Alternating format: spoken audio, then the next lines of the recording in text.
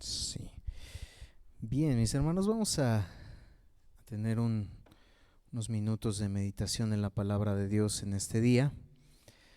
Y como había mencionado hace un momento, yo quiero ir tocando algunos versos de la palabra de Dios en algunos eventos que sucedieron antes de la crucifixión de Cristo Jesús. Y yo en la semana mi hija nos preguntaba qué significaba SOS y yo no tenía ni la más mínima idea, de manera que lo buscamos y, y vimos que una de las cosas, ya penetrando un poquito más en la historia, eh, la realidad es que es probable que no signifique esto, pero de menos ha salido algo que ha mencionado que es probable que signifique esto, así que bueno, me llamó mucho la atención una de las cosas que podría significar,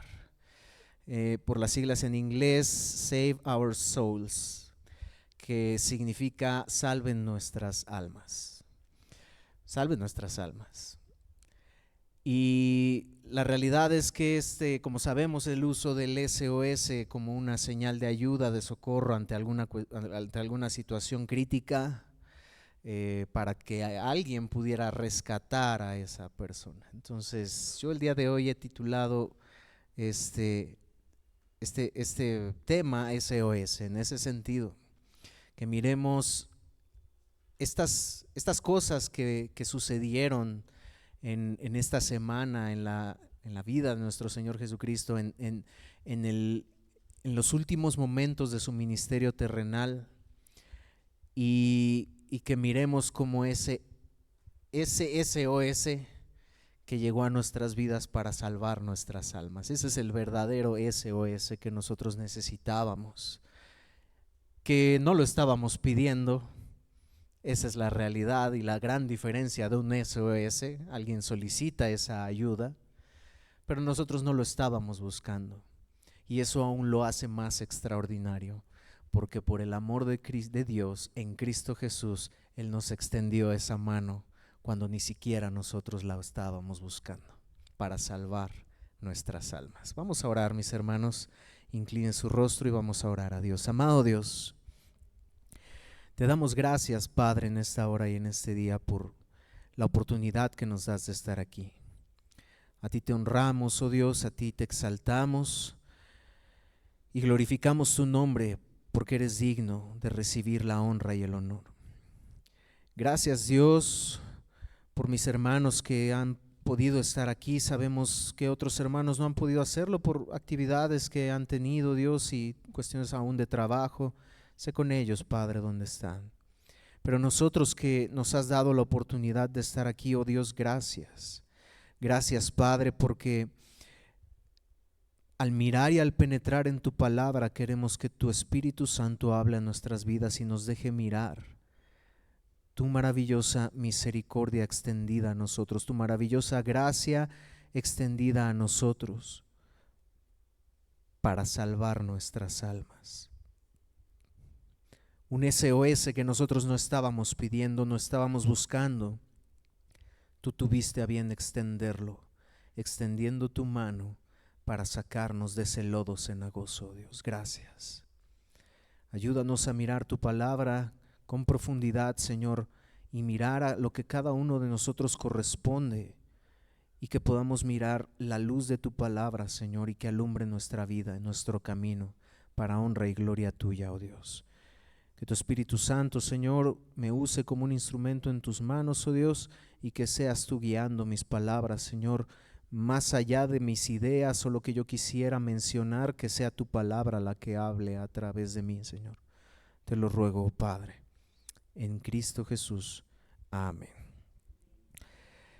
Dios diseñó desde un principio, de hecho desde antes de la fundación del mundo, un plan extraordinario. Dice la palabra de Dios que Cristo, que fue entregado desde antes de la fundación del mundo. Y es interesante leer esta porción de la palabra de Dios porque miramos que es un plan en la mente de Dios aún desde antes de la fundación del mundo. Y es un plan diseñado por Dios, un plan extraordinario, porque a nadie se le habría ocurrido un plan así. La realidad es que a nadie se le hubiera ocurrido un plan de esa índole, de esa magnitud. Mostrar su amor de esa manera a alguien que no lo merecía, a alguien que merecía el infierno, a alguien, y a ese alguien al que me refiero es todos nosotros, que merecíamos el infierno, que merecíamos el castigo debido a nuestros pecados. Entonces Dios diseñó un plan A, y que con el transcurso de la historia ese plan A no cambió. No es que, híjole, ya Judas lo entregó, híjole, ya los sacerdotes, los fariseos ya hicieron algo que salió del plan de Dios, pues vamos con el plan B. Híjole, Pilato, pues como que liberaron a Barrabás y no, vamos con el plan C. No, el plan A siempre fue este. El plan de Dios no estaba supuesto a rescatarnos porque lo mereciéramos, pero Él quiso mostrar su misericordia y su bondad a través de este maravilloso plan. Tenemos que el domingo antes de la crucifixión, antes de esta semana, fue lo que fue conocido el Domingo de Ramos, bueno, mejor conocido como la entrada triunfal en Jerusalén, que bueno, pues ya hemos estudiado un poco de eso con anterioridad, y pues tan triunfal, pues en los corazones de estas personas que gritaron Hosana, salve al Hijo de David, serían los que posteriormente estarían gritando crucifícale. Viene el lunes la maldición de la higuera y la purificación del templo. El martes Jesús confrontando ya directamente a los religiosos, los fariseos, los escribas, con estos conocidos los ayes, donde Cristo Jesús ya no es como ya sabía que su tiempo había de llegar, ahora confronta directamente a estos hombres. El miércoles continúa la confrontación a los religiosos y se da el discurso del monte de los olivos, se da el complot contra Jesús en la casa de Caifás, y el jueves llegamos al tiempo de la preparación de la Pascua. Vamos a Lucas 22, 7 al 13.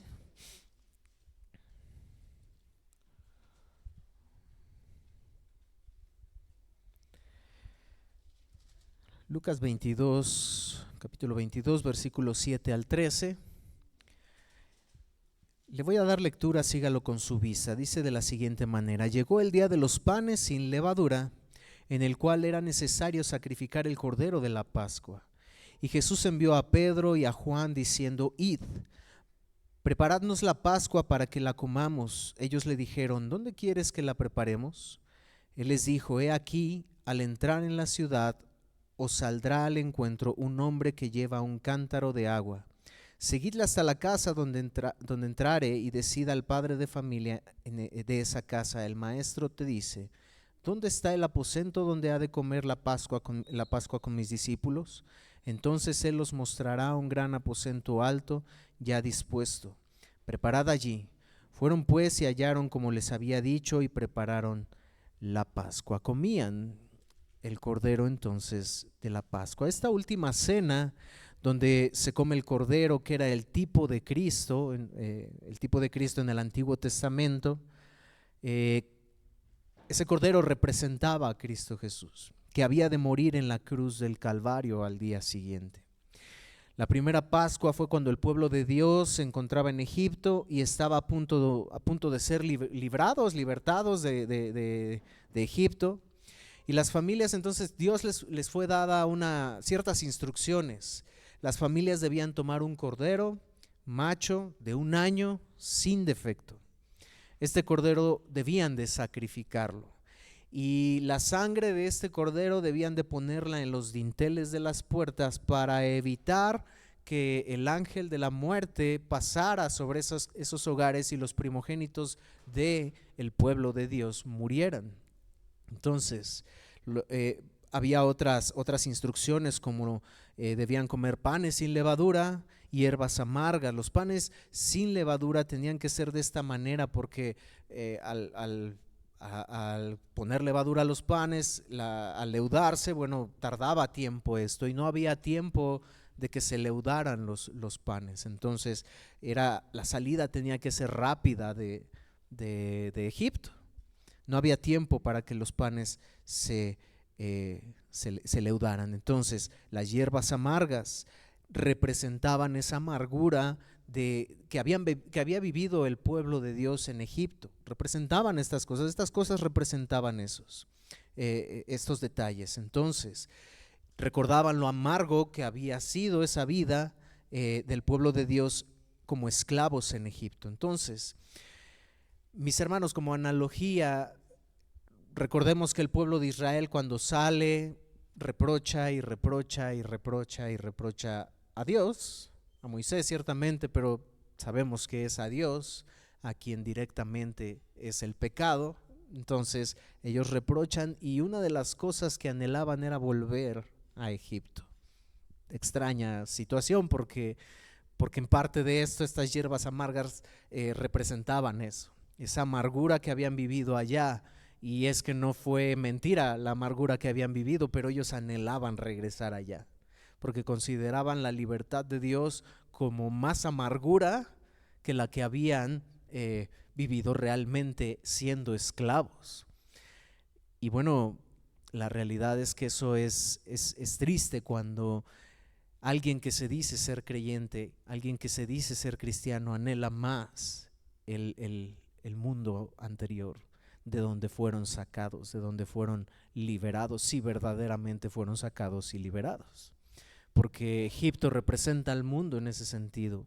La esclavitud en Egipto representa la esclavitud de nuestros pecados, esclavos al pecado, muertos en nuestros delitos y pecados. Y que ya alguien haya sido rescatado y anhele regresar allá, es cosa extraña. Entonces, Pascua se da esta primera Pascua que significa saltear en ese sentido de cuando el ángel de la muerte veía esa sangre en los dinteles, saltaba a esa casa y se iba a alguna de alguien más, porque hasta los primogénitos de los ganados murieron. Entonces, y se cumplía esta plaga que Dios mandó a Egipto. Entonces, si miramos este contexto de la primera Pascua y de ahí que Dios les pidió que la celebraran constantemente, año con año, el punto de esto es que Dios en ese momento, en ese terrible momento de una plaga, de una de las plagas más terribles, Dios se había provisto y se proveyó de un sustituto para que los primogénitos del pueblo de Dios no murieran. Ahora, con el paso del tiempo, con el paso de todas estas fiestas que se fueron celebrando, llega a Cristo Jesús, y ahora Cristo Jesús, como ese cordero pascual, es el que sería sacrificado, como ese cordero sin mancha, como ese cordero que tenía que ser de un año sin mancha. Ese cordero pascual sería sacrificado y era representado, o bueno, tenía que ver, siempre tuvo que ver, porque era imagen de lo que había de venir, era un tipo de Cristo Jesús, esos corderos que se sacrificaban constantemente en la Pascua. Entonces aquella Pascua inició en la liberación del pueblo de Israel y concluiría con el cordero pascual, Cristo Jesús, que estaba a punto de ser sacrificado para la liberación de su pueblo, donde estabas tú y donde estaba yo también. Entonces, en el versículo 15 de este verso, vemos que Cristo Jesús sí les dijo: cuánto he deseado comer con vosotros esta Pascua antes que padezca. Aquella profecía dicha por Dios en el Edén sería cumplida en su totalidad, sería cumplida a cabalidad. ¿Cuál? A la serpiente le dijo: La simiente de la mujer te herirá en la cabeza y tú le herirás en el calcañar. Estaba a punto de cumplirse esa profecía que se dio en el Edén. Y esta institución tenía como un objetivo claro y que hoy en día sigue vigente, ya no como la Pascua judía, sino como el recordatorio que la iglesia necesita, lo que acabamos de hacer. No solo en Semana Santa, no solo una vez al mes, sino nuestra vida entera, el recordar el sacrificio de Cristo Jesús en la cruz. Ya no como esa Pascua, ya esa Pascua, ya dice Pablo, nuestra Pascua ya fue sacrificada, refiriéndose a Cristo Jesús. Ya no hay necesidad de más corderos, ya no hay necesidad de sacrificar más y más corderos para celebrar esta fiesta. Por esa razón, los judíos que de alguna manera, si la siguen celebrando, eso ya no tiene valor, porque Cristo, nuestra Pascua, ya fue sacrificada. Entonces, si seguimos leyendo ahí en el 22, el 19 dice lo que acabamos de realizar como iglesia. Y tomó el pan y dio gracias y lo partió y les dio diciendo: esto es mi cuerpo que por vosotros es dado, haced esto en memoria de mí. Misma instrucción que acabamos de mirar en 1 Corintios 11 del 23 al 24. Era lo que Cristo Jesús haría una vez y para siempre. Tenemos en Hebreos 7, 26 al 27, porque tal sumo sacerdote, ¿quién? Cristo Jesús, nos convenía. ¿Por qué? Porque Él era el santo, Él era el inocente, Él era el sin mancha, Él era el apartado de los pecadores y hecho más sublime que los cielos, que no tenía necesidad de cada día como aquellos sumos sacerdotes de ofrecer primero el sacrificio por sus propios pecados y luego por los del pueblo, porque esto lo hizo una vez y para siempre ofreciéndose a sí mismo. Él fue el sacerdote, el gran sumo sacerdote, que no tenía que purificarse de nada, pero Él también fue ese cordero que se sacrificó. De manera que podemos mirar cómo todas aquellas cosas del Antiguo Testamento, Cristo Jesús fue el perfecto sacrificio una vez y para siempre, motivo por el cual usted y yo podemos tener vida eterna si hemos venido a Cristo Jesús en arrepentimiento y fe, y motivo por el cual nosotros estamos seguros en Él. Motivo por el cual usted y yo no pereceremos jamás. No habrá absolutamente nada que nos pueda separar del amor de Cristo, ni tribulación, ni angustia, ni lo alto, ni lo profundo, ni la vida, ni la muerte, ni ninguna otra cosa creada nos podrá separar del amor de Dios que es en Cristo Jesús. ¿Por qué? Porque ese sacrificio perfecto lo hizo una vez y para siempre, y por eso nosotros podemos tener la seguridad de nuestra salvación. ¿Qué haríamos en esta situación si nosotros estuviéramos a punto de morir? ¿Qué haríamos? Pensemos en esa cena, pensemos que supiéramos que al día siguiente vamos a ser ejecutados. Bueno, ¿qué haríamos? Ni siquiera cenaríamos, yo creo que el hambre se nos va, o no lo sé. Ni siquiera quisiéramos estar con nadie tal vez. Pero Cristo Jesús anheló, dice, cuánto había anhelado, cuánto había deseado comer esta cena con ustedes. ¿Qué más hizo Cristo Jesús?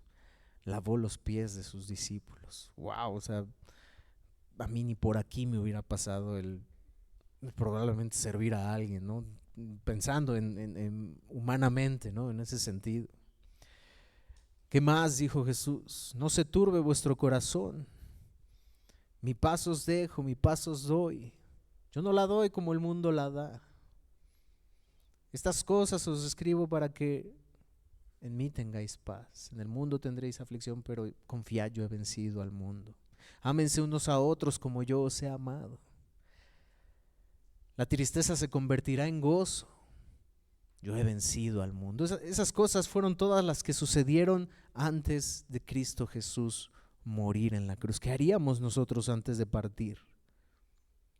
Antes de ser tal vez sacrificados de una manera terrible y cruel. Otra de las escenas es como Jesús ora por sus discípulos en Getsemaní en Juan 17. Y miramos algunos versos de los que vienen aquí del versículo 2 al 5, como le has dado potestad sobre toda carne para que dé vida eterna a todos los que le diste. Y esta es la vida eterna, que te conozcan a ti, el único Dios verdadero, y a Jesucristo a quien has enviado. Yo te he glorificado en la tierra, he acabado la obra que me diste que hiciese. Ahora pues, Padre, glorifícame tú al lado tuyo, con aquella gloria que tuve contigo antes que el mundo fuese. Yo ruego por ellos, no ruego por el mundo. ¿Cuál hubiera sido nuestra oración antes de morir? Señor, por favor, ayúdame, sálvame, Señor, no inventes, va a ser terrible. Y lejos de preocuparnos por los demás. Esa habría sido nuestra actitud, pero Cristo, Jesús, yo ruego por ellos, no ruego por el mundo, sino por los que me diste. Porque tuyos son, y todo lo mío es tuyo y lo tuyo mío, y he sido glorificado en ellos, y ya no estoy en el mundo, mas estos están en el mundo y yo voy a ti. Padre Santo, a los que me has dado, guárdalos en tu nombre para que sean uno, así como nosotros. Cuando estaba con ellos en el mundo, yo los guardaba en tu nombre. A los que me diste, yo los guardé, y ninguno de ellos se perdió, sino el hijo de perdición, para que la escritura se cumpliese. Cristo Jesús estaba orando en el Getsemaní por ti y por mí. Cristo Jesús estabas tú en su mente en el Getsemaní, en ese terrible momento donde Cristo Jesús sudó gotas de sangre, en ese terrible momento donde Cristo Jesús dice: pase de mí esta copa si es posible, pero no sea como yo quiero, sino como tú. En ese momento de aflicción en la humanidad de Cristo Jesús, de Jesús, Él estaba pensando en ti y en mí. 20 al 24, mas no ruego solamente por esto, sino también por los que han de creer en mí por la palabra de ellos, para que todos sean uno, como tú, oh Padre, en mí y yo en ti, que también ellos sean uno en nosotros, para que el mundo crea que tú me enviaste. La gloria que me diste yo les he dado, para que sean uno, así como nosotros somos uno, yo en ellos y tú en mí, para que sean perfectos en unidad, para que el mundo conozca que tú me enviaste y que los has amado a ellos como también a mí me has amado. Padre, aquellos que me has dado, quiero que donde yo estoy, ellos también estén conmigo. Wow. Esa fue la oración de Cristo Jesús, orando por ti y por mí en su mente. Por ese momento donde Él estaría en esa cruz del Calvario, cargando tu pecado y mi pecado, aunque tú y yo, no hubiéramos nacido sino hasta 1900 y cuántos, usted sabrá. Pero hasta ese momento, esos pecados fueron cargados en Cristo Jesús para que tú pudieras estar en vida eterna con Él.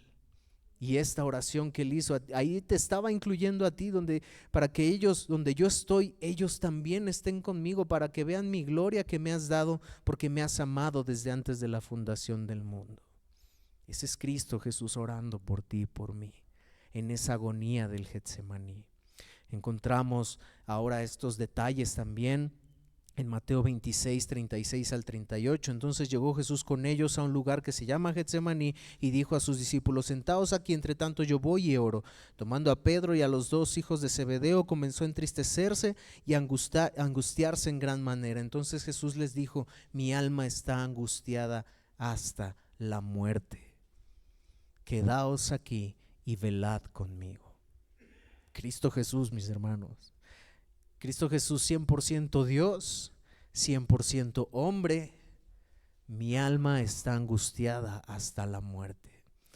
Algunos mencionan y dicen que es posible que la angustia de Cristo Jesús lo haya podido llevar a la muerte en ese momento, pero por eso un ángel le fortaleció para poder soportar ese peso. Y algunos dirán: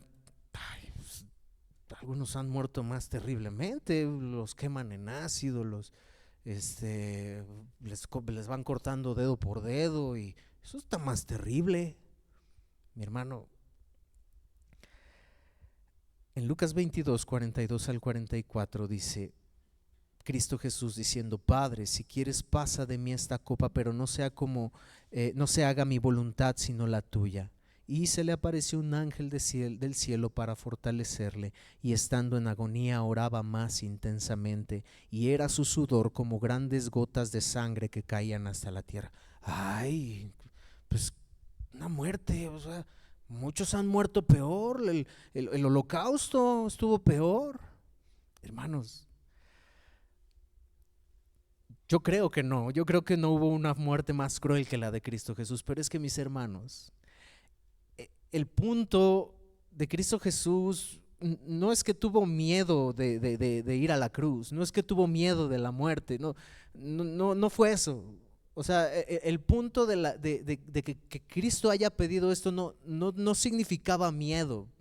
Podemos pensar en un Pablo, podemos pensar en un Pedro, podemos pensar en los cristianos del primer siglo que morían entonando himnos, que morían mirando al cielo mientras ellos estaban siendo tragados por los leones. Un Pablo que fue decapitado, un Pedro que fue crucificado de cabeza, un Esteban que fue apedreado y que mirando al cielo entregó el espíritu a Dios. Y podemos pensar, ¿ellos tuvieron más valor que Cristo Jesús?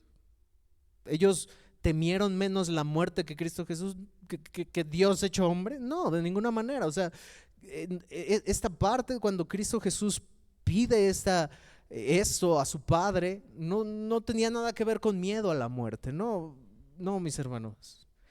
Tenía que ver, mis hermanos, con esa copa de ira. Representaba la ira completa de Dios. Hermanos, por eso digo, o sea, ay, qué muerte. No, mis hermanos, o sea, no fue una muerte sumamente cruel. Fue una muerte terrible. Yo no podría compararla con otra. Fue una muerte terrible la que el maestro pasó. Pero lo más terrible fue que él cargó el pecado tuyo, de todos aquellos que vendrían a la salvación. Yo he dado este ejemplo con anterioridad, un pastor mencionaba este ejemplo también. Cuando nosotros estamos aquí reunidos, yo puedo tener un dolor de cabeza. Y pensemos que todos tenemos un dolor de cabeza, todos. Bueno, yo tengo mi dolor de cabeza, usted tiene su dolor de cabeza, yo no tengo mi dolor de cabeza y el dolor de cabeza del hermano, de la hermana, no, cada quien tiene su propio dolor de cabeza. Bueno, Cristo Jesús tenía el dolor de cabeza de millones de personas. Dolor de cabeza igual a pecado. Pecado, porque la paga del pecado es la muerte en el infierno. Dolor de cabeza igual a pecado, pecado igual a castigo eterno. Castigo eterno que tenía que ser castigado con el peso de la ira de Dios, el peso de la ira santa de Dios. ¿Usted se imagina eso? ¿Usted puede calcular el todopoderío de Dios? No, podemos imaginarlo, podemos mirar su creación, podemos mirar lo extraordinario que Él es y lo que Él ha hecho. Podemos calcular la omnisciencia de Dios, su conocimiento, todo lo que Él sabe. Podemos mirar por la palabra de Dios algunas cosas y ver y quedarnos maravillados. El salmista decía, mi alma estoy maravillado y mi alma lo sabe muy bien, porque contemplaba a Dios, contemplaba sus atributos. Sin embargo, ¿podemos calcular la ira de Dios, hermano? ¿Usted se imagina ese Dios todopoderoso airado contra el pecado? Y que ese peso de ese castigo que tenía que caer sobre usted y sobre mí, ese peso del castigo cayó sobre Cristo Jesús. Ese es el punto. No es comparar muertes, no. La muerte de Cristo Jesús fue terrible y yo no la compararía con ninguna otra. Era cruel, estaba pensada para ser sumamente cruel. Estaba pensada para ser sumamente cruel, pero el punto principal fue esa ira de Dios. Ese infierno que tú y yo merecíamos cayó sobre Cristo Jesús para que tú y yo no lo viviéramos. La copa a la que se refería Jesús era la copa de la ira de Dios, que se la bebería hasta la última gota. El desamparo del Padre, donde Jesús vivió el infierno que tú y yo merecíamos. No sabemos por cuánto tiempo Cristo Jesús estuvo derramando su corazón en oración delante de Dios en medio de esa situación tan angustiosa, pero lo que Él pide en esencia es que, de ser posible, no tenga que pasar por la experiencia del tomarse el contenido de esa copa, de ese cáliz de la ira de Dios, de ese Dios santo, de ese Dios todopoderoso, de ese Dios, decía A.W. Pink, el poderío, hablando del poderío de Dios, de todo, del poder de Dios todopoderoso. Hablando de ese atributo de Dios, A.W. Pink dice: ¿te puedes imaginar a la bestia, al animal más grande creado por Dios? Y escuchamos del cocodrilo, escuchamos de los tiburones que con su mordida te muerden, te destrozan y no hay como te libres de eso. Bueno, todavía hay cosas más grandes, animales más grandes. ¿Se pueden imaginar el poderío de esos animales? Bueno, Dios los creó y Dios es millones de veces más poderoso que esos animales. ¿Ustedes se imaginan la ira de Dios? En el Antiguo Testamento la copa era una figura que se usaba para señalar la ira de Dios contra el pecado del hombre. Mira este verso en Salmo 75:8. Porque el cáliz está en la mano de Jehová y el vino está fermentado, lleno de mistura, y él derramará del mismo. Hasta el fondo lo apurarán y lo beberán todos los impíos de la tierra. ¿Para quién era? Para todos los impíos de la tierra. Esa ira de Dios representando en el cáliz de la ira de Dios. Bueno, esa ira de Dios cayó sobre Cristo Jesús. Jeremías 25:15-16. Porque así me dijo Jehová, Dios de Israel: toma de mi mano la copa del vino de este furor y da a beber de él a todas las naciones a las cuales yo te envío, y beberán y temblarán y enloquecerán a causa de la espada que yo envío entre ellas. Era juicio a las naciones. Estos profetas que hablaron sobre el juicio a las naciones estaba representado como esa copa de la ira de Dios, como castigo por el pecado de estas naciones, que lo merecían. Bueno, esa ira de Dios representada en ese cáliz caería sobre Cristo Jesús. Nadie ha padecido la ira de Dios. ¿O usted sí? A ver, levantemos la mano. No, mis hermanos, nadie hemos padecido la ira de Dios. Nadie. Jesús la vivió por el pago del pecado de los suyos, para que tú y yo no padeciéramos ni tomáramos esa copa del cáliz de la ira de Dios. Así que no era la perspectiva de la muerte en sí misma la que había llenado de horror y espanto el alma de Cristo en el huerto del Getsemaní, sino la perspectiva de tener que tomarse esa copa de ir hasta la última gota por amor de todos aquellos a quien vino a salvar. El pastor Sugel dice lo siguiente: cuando Cristo llegó a Getsemaní, se sintió abrumado ante la realidad de que pronto sería triturado por una ira sin misericordia, para hacer posible que hoy los creyentes pudiéramos disfrutar de una misericordia sin ira. Wow.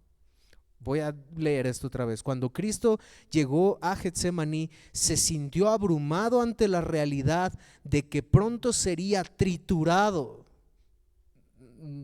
Fue terrible la muerte en cruz. Fue terrible los latigazos, los golpes, la corona de espinas. Fue terrible. Pero lo que trituró el alma de Cristo Jesús fue que sería triturado por una ira sin misericordia. ¿De quién? De Dios. Para hacer posible que hoy los creyentes pudiéramos disfrutar de una misericordia sin ira. Sigue diciendo el pastor: cuando Cristo llegó al Getsemaní, repentinamente se sintió abrumado ante esa realidad, que unas horas más tarde él bebería esa copa sin misericordia. ¿De quién? De su mismo Padre, de Dios.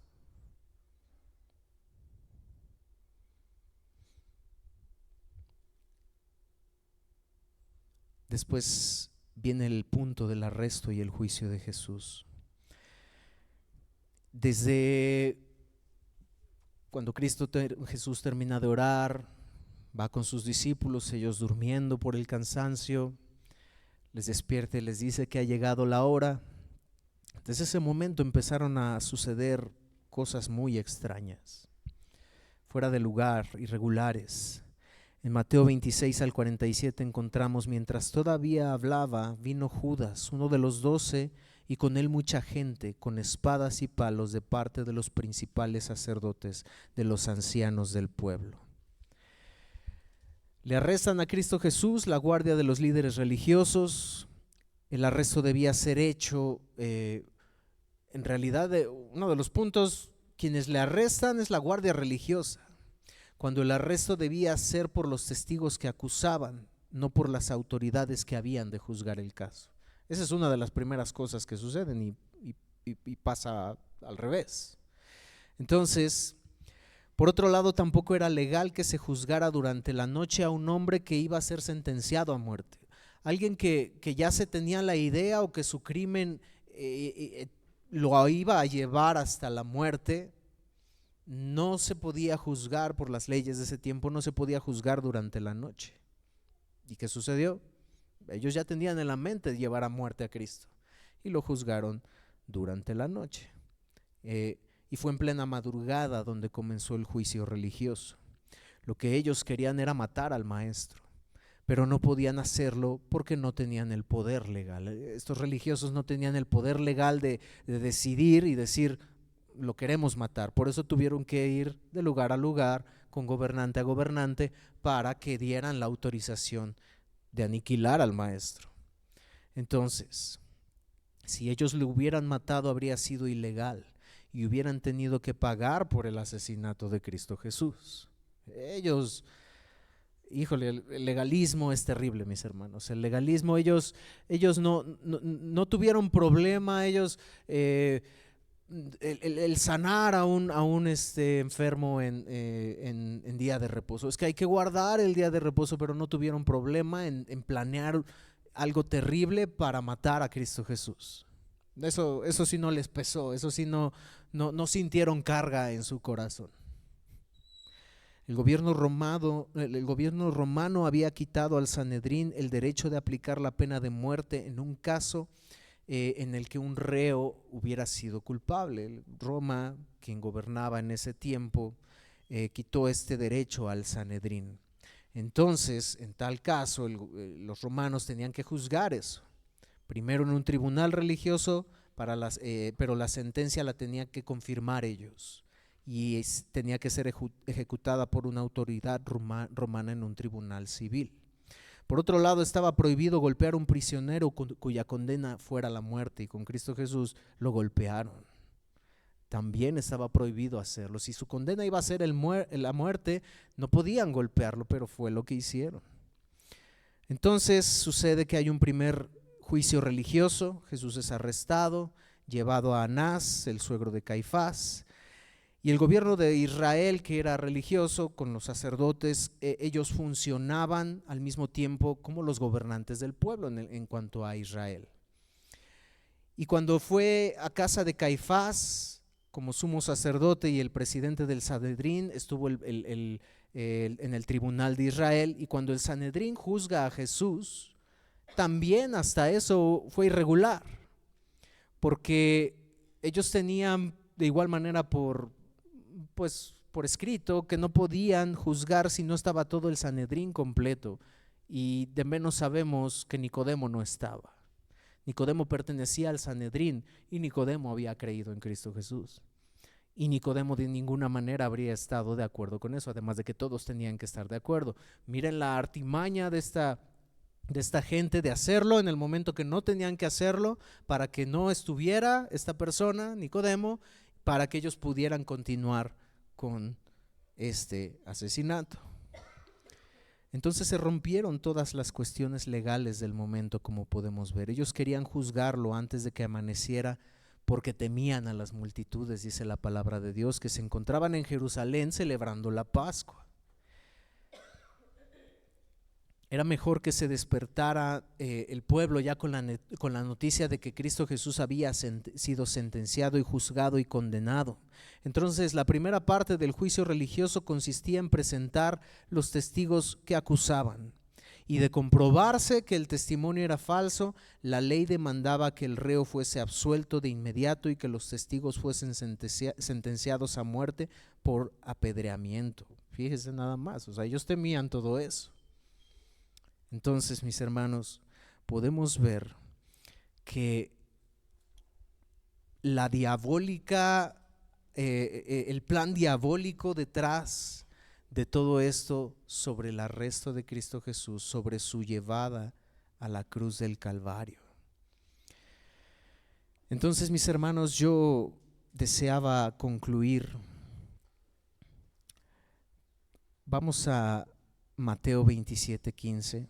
Cristo Jesús es llevado a la autoridad romana en un juicio civil, es llevado ante Poncio Pilato. Ellos le acusaban, Poncio Pilato de alguna manera no ve absolutamente nada en él. El pueblo le como que quiere convencer aún el, gracias hermano, aún lo que el pueblo le dice a Poncio Pilato mentiras, porque le dice les pregunta a él, pero pues ¿cuál es la acusación? A este hemos hallado que pervierte a la nación, que prohíbe dar tributo a César, diciendo que él mismo es el Cristo, un rey. Lo que esta acusación también manipulada ante Poncio Pilato, si le hubieran llegado, bueno, pues es que él dice que es nuestro rey. Poncio Pilato hubiera dicho, a mí no me traigan esto a mí no me interesa. Esto para mí, sus cuestiones religiosas, ustedes arréglenlas por su lado. Entonces ellos miran la artimaña una vez más. La acusación que le dan ante Poncio Pilato es: a este hemos hallado que pervierte a la nación. Pervierte a la nación. O sea, es un sedicioso, es alguien que te va a causar problemas. Es alguien que si no condenas, híjole, más adelante se te va a levantar. Más adelante ustedes que son de Roma, ustedes que tienen el poder, el gobierno, más adelante gente, él va a juntar gente y se va a levantar en armas contra ustedes. Y que prohíbe dar tributo a César. Eso para ellos era como algo que veían como una amenaza para ellos, como una amenaza, porque el César para ellos era Dios. Entonces, al dar esta acusación de Jesús, dice, diciendo que él mismo es el Cristo, un rey. Él es Cristo y dice que es un rey. Imagínate, si ahorita dice que es un rey, se te va a levantar, así que yo te sugiero que pues lo condenes. Aquí te estamos, y ni siquiera estos fariseos, ni siquiera estos religiosos les interesaba. Lo que menos ellos querían era que Roma siguiera gobernando sus vidas de alguna o de otra manera, pero lo que ellos querían era matar al maestro. Presentaron a Jesús como un enemigo de Roma, pero Pilato encuentra a Jesús inocente. Sin embargo, Pilato puede zafarse tan fácilmente de la situación, y Pilato, pues bueno, decide hacer ciertas cosas que también él no quería meterse en este tipo de situaciones. Entonces, en Mateo 27:15 al 26, ya para más adelante,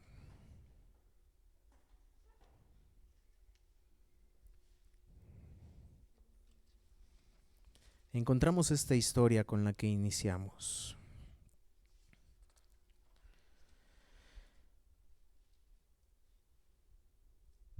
Ahora bien, en el día de la fiesta, acostumbraba el gobernador soltar al pueblo un preso, el que quisiese. Y por si acaso, eligieron a uno de los peores de los peores de los peores. Y tenían entonces un preso famoso llamado Barrabás. Reunidos pues, ellos les dijo Pilato: ¿a quién queréis que os suelte? ¿A Barrabás o a Jesús llamado el Cristo? porque sabía que por envidia le habían entregado. Pilato, habiendo tenido una plática previa con Cristo Jesús, te acusan por esto. ¿Eres el rey de los judíos? Tú lo dices. Y Cristo Jesús no abrió más su boca. Entonces Pilato dice, no hay más, no hallo absolutamente nada en él. Pero por temor al pueblo, estaba acostumbrado a soltar a alguien, y entonces sigue diciendo, ¿a quién quieren que les suelte? ¿A Barrabás o a Jesús llamado el Cristo? Porque sabía que por envidia le habían entregado. Y estando él sentado en el tribunal, su mujer le mandó decir, no tengas nada que ver con este justo, porque hoy he padecido mucho en sueños por causa de él. Pero los principales sacerdotes y los ancianos persuadieron a la multitud que pidiese a Barrabás y que Jesús fuese muerto. Y respondiendo el gobernador les dijo, ¿a cuál de los dos queréis que os suelte? Y ellos dijeron, a Barrabás. Como que no entiendes, a Barrabás. Pilato les dijo, ¿qué pues haré de Jesús llamado el Cristo? O sea, ¿qué ha hecho él? ¿Qué ha hecho él? ¿Qué hizo este hombre para que estén pidiendo a alguien que ha matado, que ha quitado la vida hasta probablemente de muchos de los que están aquí? Pilato les dijo, ¿qué pues haré de Jesús llamado el Cristo? Y todos le dijeron, sea crucificado, sea crucificado. Y el gobernador les dijo, pues qué mal ha hecho. Pero ellos gritaban aún más diciendo, sea crucificado.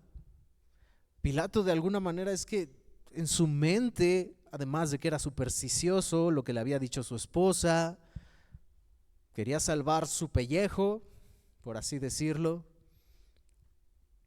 ¿Qué ha hecho este hombre?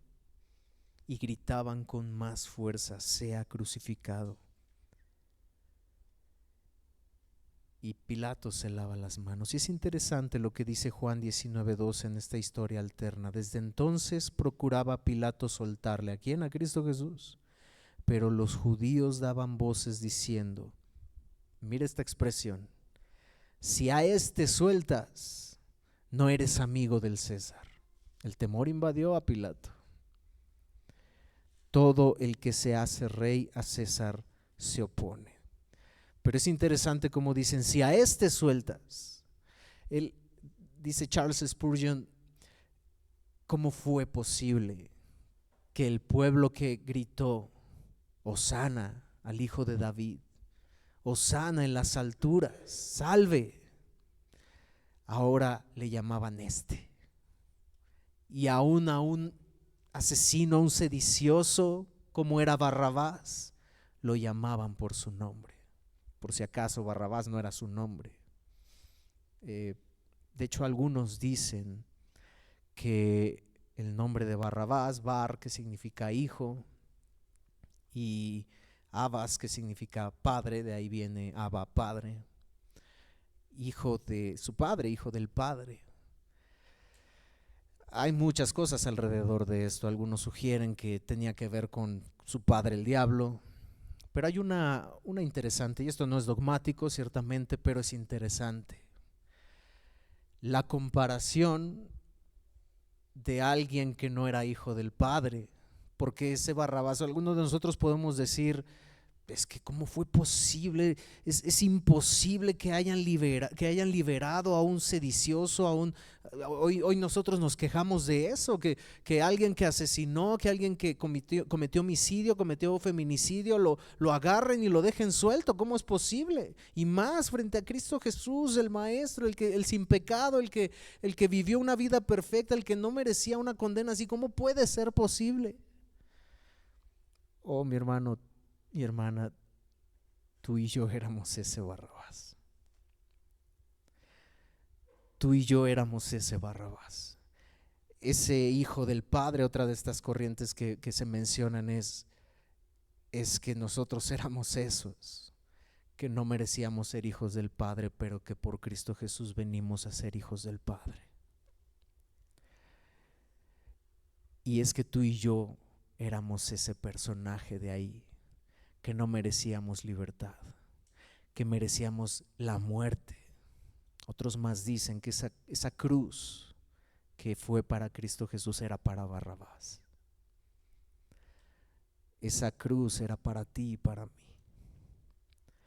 Esa cruz, en esa cruz del Calvario teníamos que morir tú y yo, refiriéndonos al tema del infierno.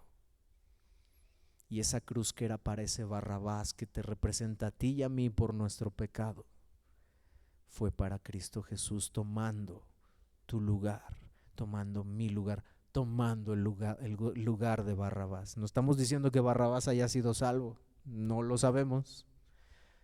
No estamos diciendo eso, pero esa cruz era para él, probablemente. Entonces, mis hermanos, aquellos que gritaban: Hosana al hijo de David, salve nuestro rey, le dijeron: si a este sueltas, si a este como este cualquiera, este que no vale nada, este que podemos desechar, este que podemos escupir, este que podemos golpear, este que podemos lacerar, si lo sueltas, pero suelta a Barrabás. Y esta es la historia, mis hermanos, antes de la crucifixión de Cristo Jesús. El día de mañana estaremos hablando de esta palabra de Cristo Jesús en la cruz. Consumado es. Consumado es. ¿Qué significó esa palabra de Cristo Jesús? Ya lo hemos hablado con anterioridad, pero hemos hablado de las 7 palabras y no hemos profundizado tanto en esta. Vamos a hablar de esta palabra exclusivamente y lo que alrededor de ella hay. Y esa salvación que Cristo Jesús te ofreció a ti y a mí, cuando nosotros fuimos liberados y no lo merecíamos. No nos asombremos de cómo fue que lo hicieron eso. Oh, nosotros éramos ese Barrabás. Oh, nosotros éramos esos gritando: crucifícale. Nosotros éramos esos. Y Él tuvo a bien extender su misericordia, como lo hemos visto en estas enseñanzas de los atributos de Dios. Pero Dios, que es rico en misericordia, con su gran amor con que nos amó, estando nosotros muertos en nuestros delitos y pecados, envió a Cristo Jesús. Por gracia somos salvos. Ponte de pie, mi hermano, y vamos a orar a Dios.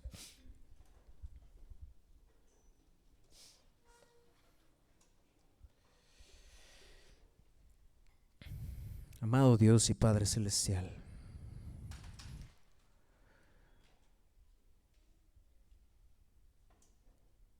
qué terrible, humanamente hablando, qué terrible muerte, la muerte de cruz. Pensada como una tortura a quien moría en ellos.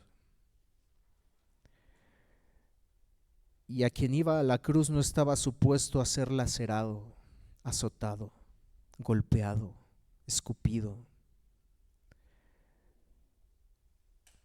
No estaba supuesto a traer una corona de espinas.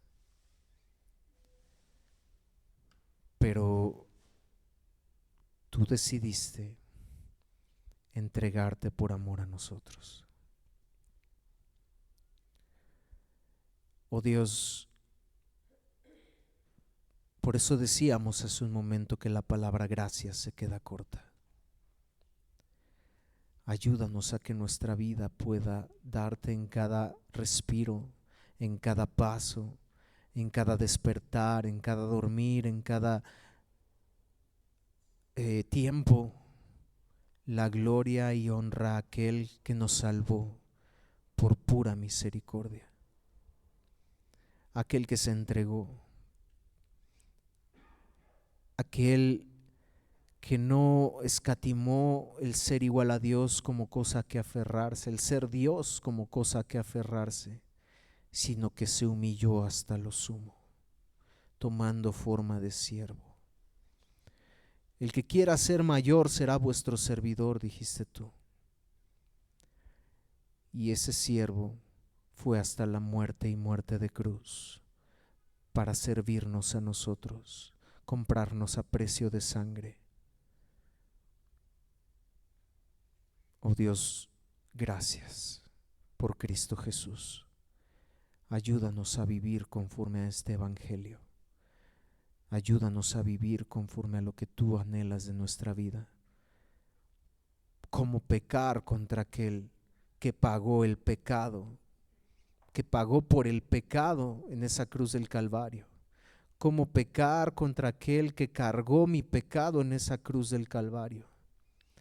Cómo ignorar que ese pecado te llevó a la cruz. Cómo ignorar que éramos nosotros de alguna manera los que gritábamos crucifícale. Cómo ignorar que nosotros éramos ese Barrabás.